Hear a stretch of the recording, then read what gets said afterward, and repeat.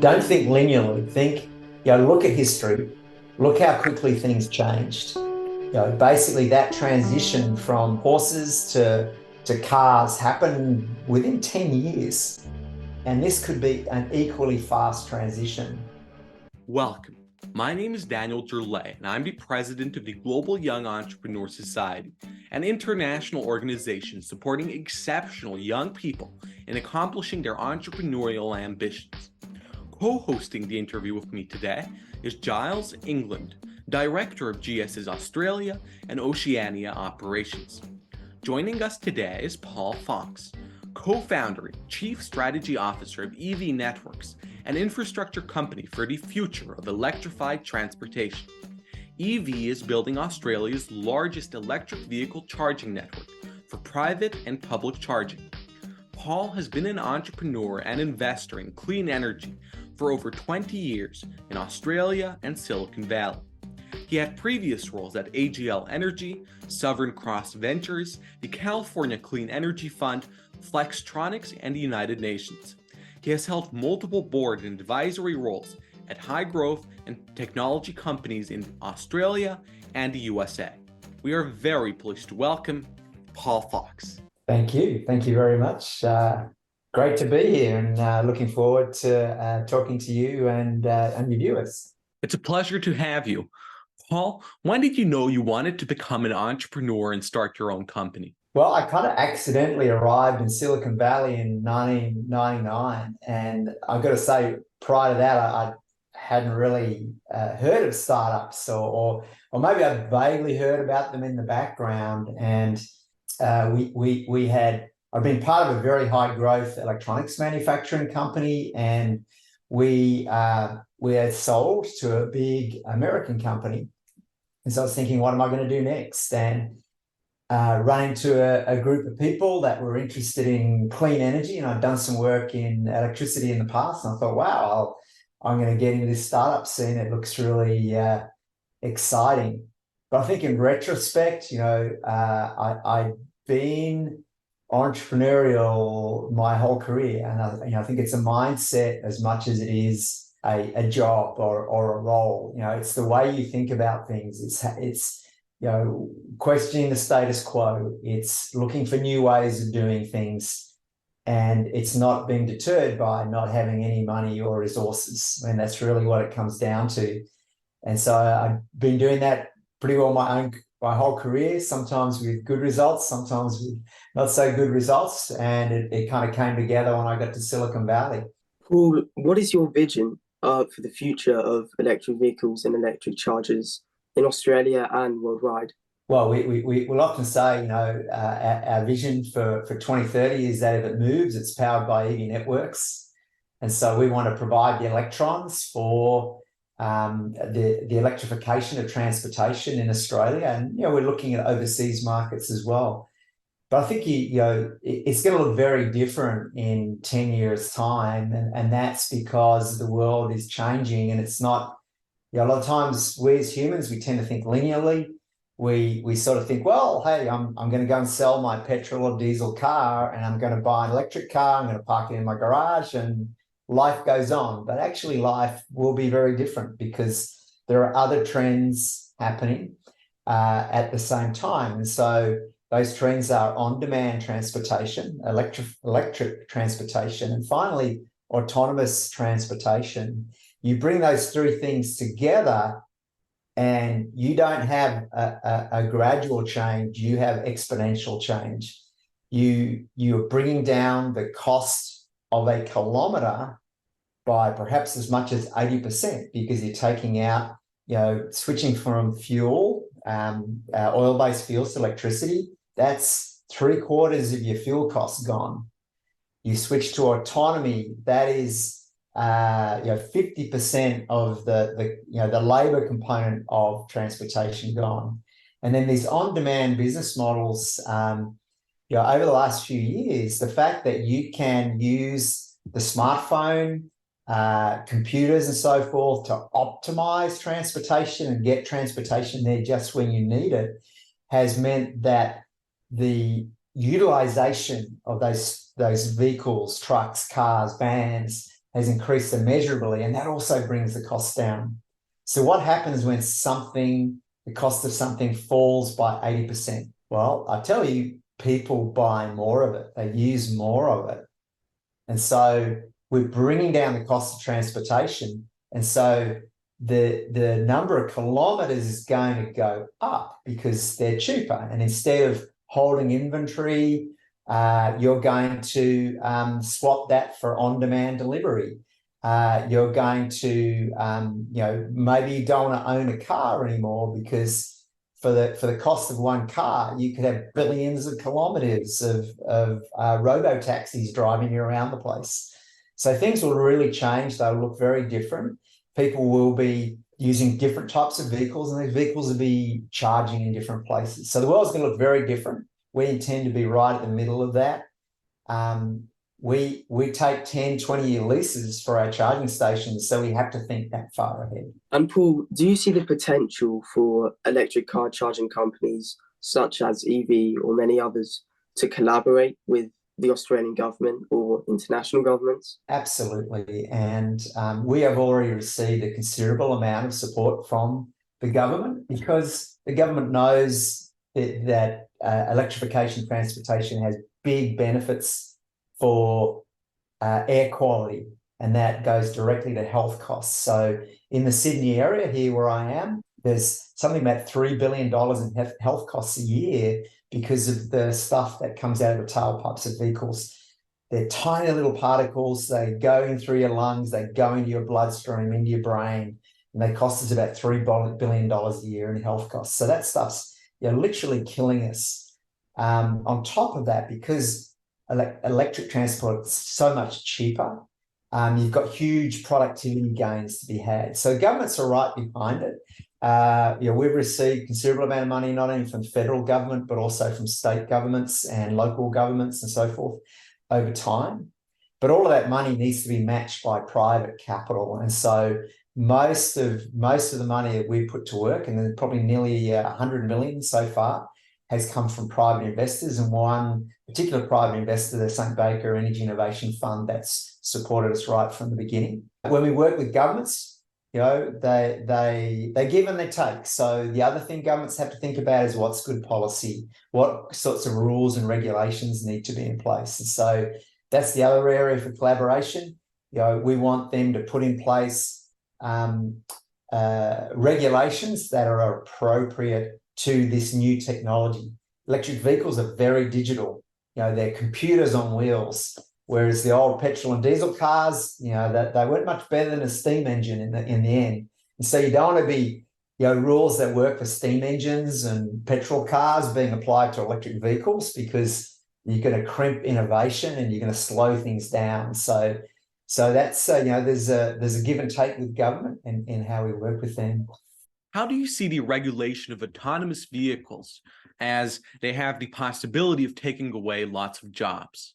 As did moving from horses to horseless carriages. There were a lot of people that worked in stables, and in fact the streets of cities in North America and Europe and here in Australia were actually full of horse poo. Okay, so and there were lots of people employed just scraping all that poo off the road and shipping it out to the countryside where it was used for fertilizer on farms. And all those jobs went away, but somehow those jobs have been replaced. Times change, new types of jobs will emerge as we go forward. Now, it's not to say that we take that lightly.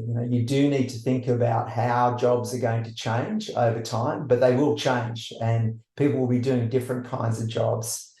I think, you think about it, if you've got a bunch of robo-taxis out there, there's obviously lots of jobs involved in creating the robo-taxis, programming them, managing them, but there's some basic jobs just around wrangling robo-taxis. How do they get serviced? How do they get charged? How do you make sure they're operated safely and so forth? So you can see those kind of jobs emerging in the future. we often think, one of the things we think about is who's going to own the robo taxis, who's going to look after them. Is that going to be small business people, or is it going to be big corporations? So yeah, the economy is going to change. Jobs are going to change.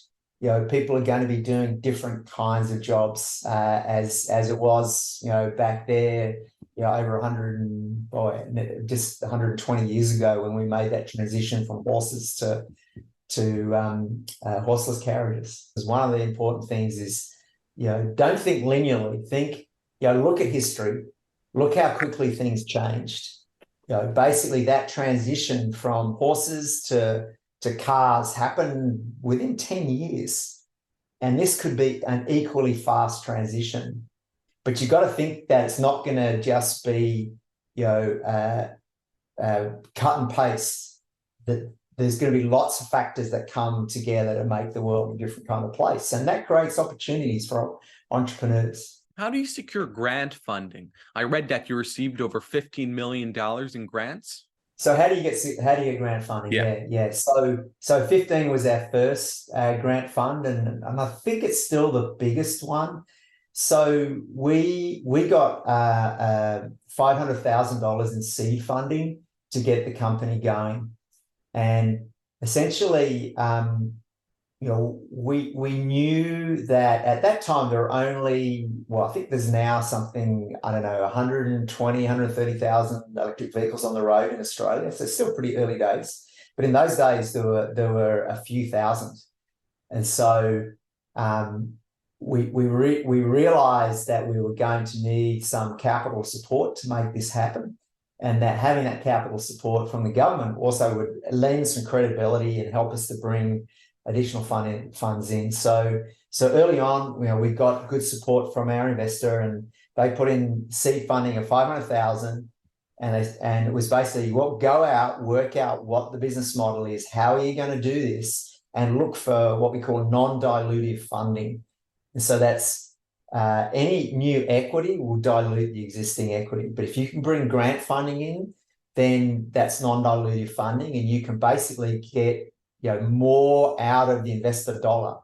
Now, typically for this sort of thing, the government's going, the subsidy from the government's only going to be 30% of the total project costs, because they want to make sure you've got skin in the game. So our investor said, you get this additional funding and then we will match it. And so that $15 million, they matched that with 35 million, I think it was, ultimately. And so that's how you kind of bring that together. Now, depending where you are in the world and what kind of business you are as an entrepreneur, there can be quite a lot of grant funding available from the government. But before you get that grant funding, you need to get some seed funding. You need to get your business going in some stage, and you need to find someone willing to match the government money. So how do you do that? Well, number one, you got to understand your industry really well. You got to create a team, a complementary team. Can't all be engineers, can't all be marketing guys, can't all be software developers. You've got to have a right mix of people.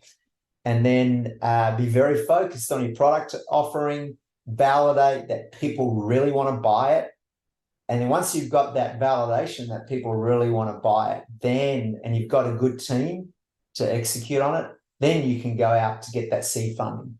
I think that's, particularly these days, it's so cheap to get a startup going, that except perhaps in electric vehicle charging, that that validation, investors are looking for that validation. And where do you start? Well, first up, your initial funding could be from what they call friends, families, and fools. And so that's really, just the people that are willing to put in a few bucks to get you going. They're not necessarily super sophisticated investors, but they can get you rolling and get you started. But finally, I've got to say this is, don't raise money if you don't need it. There's an assumption in kind of startup land in the universe of startup. We're always celebrating, hey, this company got a big, $10 million, $50 million. But that $50 million, that's not an achievement. That's a down payment on a future achievement. And not only that getting that money meant they had to give away a lot of their own equity for, a bigger pie. So for a lot of people, your entrepreneurial activity could be something you can bootstrap. You can get sales from customers and feed that back into your business and grow your business that way. And then maybe you never need to raise capital. 2 reasons to raise capital. Number one, someone's breathing over your shoulder. Now, no one was breathing over my shoulder when we started Evie Networks, to be honest, because there were no EVs on the road, and trying to persuade someone that they were coming was really tough. But we did have the other problem, and the other problem is we couldn't do it without capital because it's a capital-intensive business. So building one of these charging stations, it sort of starts at $200,000. And then, our very first station cost us $1.2 million. And so you can't do that on your credit card or, get a loan from your mum. You've got to, go out and get some serious investor money, and you get some grant money to make it work.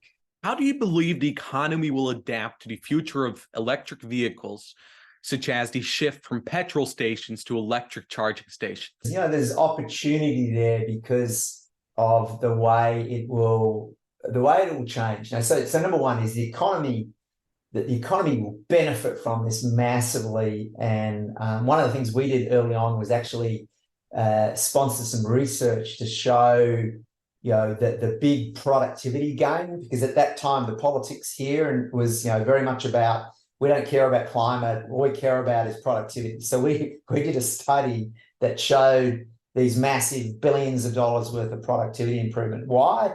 Because the running costs of these vehicles is so much lower, because the health costs are so much lower, because you can sort of roll productivity on top of productivity, because all of a sudden you're saving, each household in Australia is going to save 75% of their transportation costs.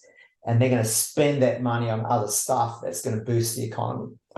And it's going to stay onshore rather than going offshore. So all these things are going to drive the economy. Now, however, does that mean that people are going to be going to gas stations? Well, maybe not, because again, this is very different. So why are there gas stations? So in the old days, when cars first started, you could go to a convenience store or a drugstore, like a pharmacy, chemist, and get yourself a can of petrol, and you could fill up your car. But over time, as the industry grew, we needed to, store the petrol in really big tanks. And you don't want to be, you ought to have tanks of petrol sitting around everywhere. And so we centralized it. We created these things called service stations. And under the service station, there's these big underground tanks full of flammable liquid. We don't need that because electricity is everywhere, okay? There's an electricity outlet at my feet here that I could use to charge a car. There's one, right next to you in the room. There's one at the shops. There's one everywhere. So we can charge electric cars anywhere. And so the way we look about it is people don't have to make a special visit to a gas station or a petrol station. They can charge at home. Most people, like 60% of people, charge at home because they can. And then those people that live in an apartment, or maybe they're a business and they can't charge at home, well, then they can charge at, the places they normally go to, the places where they go to eat, where they go to shop, where they go to the gym, those sorts of things. So we're putting these charging stations in all of those kinds of places. Shopping malls, council car parks that are near some places to go. You're going to be there for 20 minutes. And so you walk up, you plug your car in, it starts charging, and then you go off, have a cup of coffee, have your lunch, do your shopping for the week, get your hair cut, whatever you're going to do. Commercial drivers, yeah, they're going to need some sort of a hub. But think about it, the cars are going to be there. It's not like a petrol station where the cars are just going in and out. Like every 5 minutes, a new car goes in. These cars are going to be there for 10, 20 minutes. So the dwell time is longer. So in order to serve a similar number of vehicles in a day, you need 14 times the amount of space to do that. And also, what are they going to do while they're there? What are the drivers going to do while they're there? I mean, they could sit in their car and go on their phone, send some texts or whatever. But generally, people are going to do something, do stuff. Next thing, so let's say you create one of these service stations, gas stations, but it's electrons, but your revenue per car has dropped by 75% or by half. So now, how are you going to support paying for that land in the middle of the city with a gas station? And people aren't going to want to go in and buy a Mars bar or a slushie. They're going to want to sit down and have a proper meal. Do you have room to do that? So I think the world's going to change. The gas station's probably on the way out. Something new is going to come in, but it won't work in exactly the same way. It can't work in the same way. There's an opportunity, okay? What are they going to look like? How's it going to work? Where are you going to go? Long distance, like highway travel stops on the motorways and things, yeah, they're going to look pretty well, but a little bit like they look today. They're going to be a little bit bigger because of the throughput, but they're going to be quite similar. But in the city areas, yeah, it's going to change. It's going to be integrated into the urban landscape rather than special charging stations, I think, or a lot of it will be. How do you expect the Australian economy and other economies to adapt to this increased demand for renewable energy? As currently, the Australian energy use is only around 35% renewable. Yeah, the first thing to say is even though only 30% of our electricity is renewable at the moment, it's still better to drive an electric because electric cars are so much more efficient than petrol and diesel. And so it's still better for the environment to buy an electric car, even though upstream there's a lot of coal and gas still being used to power them. But that's going to change over time. What do we need? We need a lot more transmission. In other words, we need big poles, big towers with wires on them, big thick wires on them to move the electricity down where you need it. And that needs to be out in the bush, where all the sun is, or out near the coast for offshore wind or whatever. So we need a lot of transmission. We need a lot more storage. And so, my belief that's going to be utility scale, large scale batteries rather than a lot of distributed storage, just because the economics favour that particular model. So that's going to happen, but it'll only happen if there's some certainty and clarity, regulatory clarity around how much renewable energy is going to be used. EVs play a part in that because electrification means that we're moving the fuel costs from oil over to electricity. And so that can provide more demand and therefore justify a business case for these renewable energy investments. So, it's going to happen. It's going to, in some ways it happens regardless of electric vehicles, but I think electric vehicles are going to help accelerate it because there's going to be so much more demand being added. Having said that, it's probably going to add, 15, 20% additional consumption over the sorts of planning periods that we need to think about these big investments in the grid and in storage and renewable energy. Do you foresee any opportunities for young entrepreneurs in the industry? God, if I knew, I'd be doing them myself. Yeah, I think it's a good question. I mean, I think one of the challenges in the area we're in is that it is quite capital intensive. But there's going to be lots of this is going to be software enabled in the end. What we don't want to do necessarily, because you've got to think a little broader than just cars, electric cars. And that's kind of what I spend most of my time thinking about: electric cars, vans, trucks. But that's not the whole transportation thing. We don't necessarily just want to, if we end up with our streets clogged with electric vehicles, the streets are still clogged.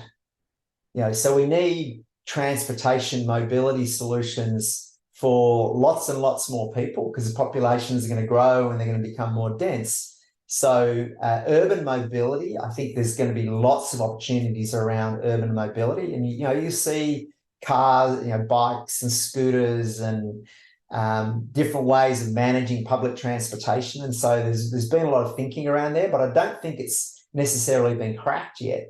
So everyone got very excited about scooters, but now Paris just banned scooters. I think some German cities are considering whether scooters make sense. People are a little bit more comfortable with electric bicycles. But then there's sort of, how do you manage all that? How do you manage all these electric vehicles, the relationships between them and so forth?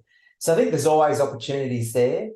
There's going to be big companies and trying to get into the space. Big companies aren't necessarily very agile or fast, and they could be the companies that take you out if you can come up with a good idea in urban mobility, build it up, prove it out, and then maybe it's an auto company or it's Google or something that might will pick you up and give you buy you, give you the exit you need. But I don't know about specific opportunities. Yeah, I'm probably. I've been spending too much time thinking about charging cars. What are your thoughts on work-life balance as an entrepreneur? Not good. So, you've got to you want to try and find balance, but I've got to say it's not easy. I think there are different times in your life when you are going to be able to create more focus on starting a business. Versus other things that you need to do in your life. Work long hours and probably always have, but I think I've tried to have some rules that I carry with me the whole way. And one of my rules was always be home for dinner with the kids, my wife and my kids, every night at 6 p.m. and read a story to the kids after dinner. And obviously when they got to 16 and 17, they weren't so interested in the story, but I made them listen anyway. But I still try to be there in the room and talking to them and so forth. And so that was my secret. Sometimes, after my wife went to bed, I'm back working again. Yeah, you got to carve out time for that was kind of my rule. I guess other people had different rules. I had a friend, he always did breakfast. He always took them to kids to school and spent time with his family in the morning. So I think that's important. It's important to stay healthy. You can't, and I think it's important to realize you're going to go through cycles, and so that's something we've done at Evie. Is we know that sometimes that we're working really hard, but we don't want to burn out the team. And so there's been a few occasions where we've just sort of said, hey, everybody, 4 days off. We just, because we've been working hard, but now we need a bit of a break. So we'll try to take that into account. And yeah, it's not easy because starting a business and running it is really very all-consuming. There's no doubt about it.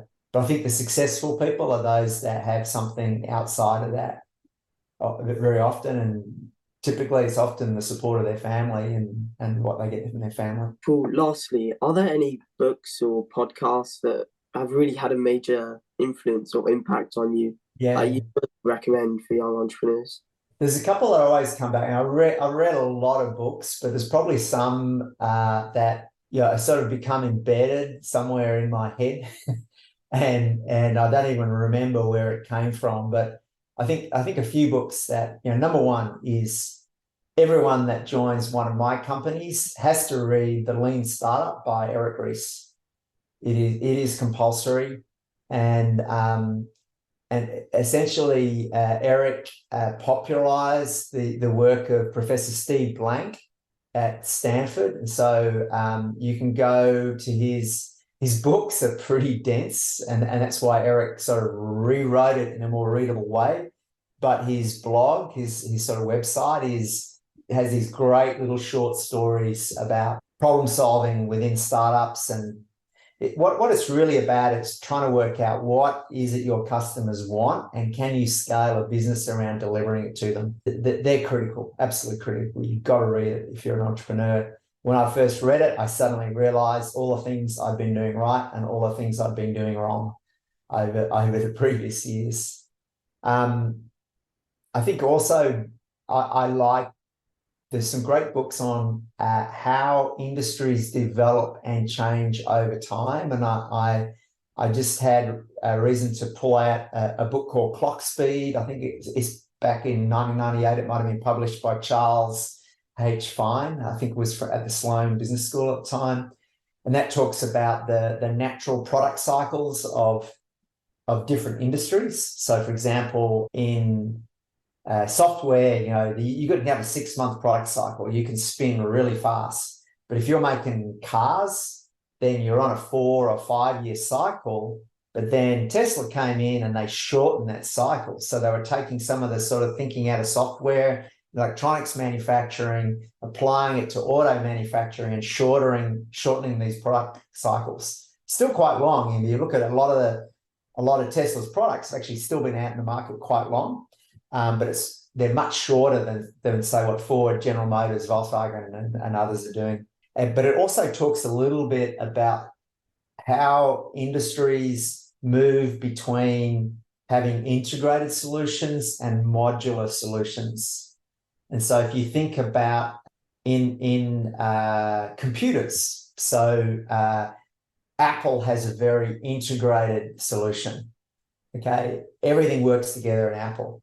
But then if you're in the world of Windows and Intel-based computers, it's very modular. You can sort of mix and match between, Hewlett-Packard, Lenovo, and all the different things. And there's pros and cons of those different models, but also industries move through those different models. And Crossing the Chasm by Jeffrey Moore is another good one. I think you guys have actually interviewed him. He actually kind of comes back to that in some ways, pointing out that you need, in the early stages of an industry, you need to develop a complete solution. And so that's one of the things I've been thinking about is how do we put together a complete solution for our customers, and how long before that becomes modularized? How long before those customers really understand electric vehicles very well and they don't need to buy an integrated solution? They can just buy the parts and build it themselves, or build the solution themselves. So recommend that. The other one about industry change and development is The Innovator's Dilemma by Clayton Christensen. And so that talks about why, why big companies are not very good at adapting to massive change. And I like coming back to that because I very often find myself competing with big companies and need to understand how they think and how to compete with them and how to come out of it the other end in one piece. We have come to the end of today's discussion, which I found highly insightful into the electric charging industry. On behalf of the Global Young Entrepreneur Society, Paul Fox, thank you very much for speaking with us today. You're very welcome. And this entrepreneurialism is a mindset. It's not a job or a role. So whatever you're doing, think that way. That's my parting advice. So thank you very much. Great to talk to you.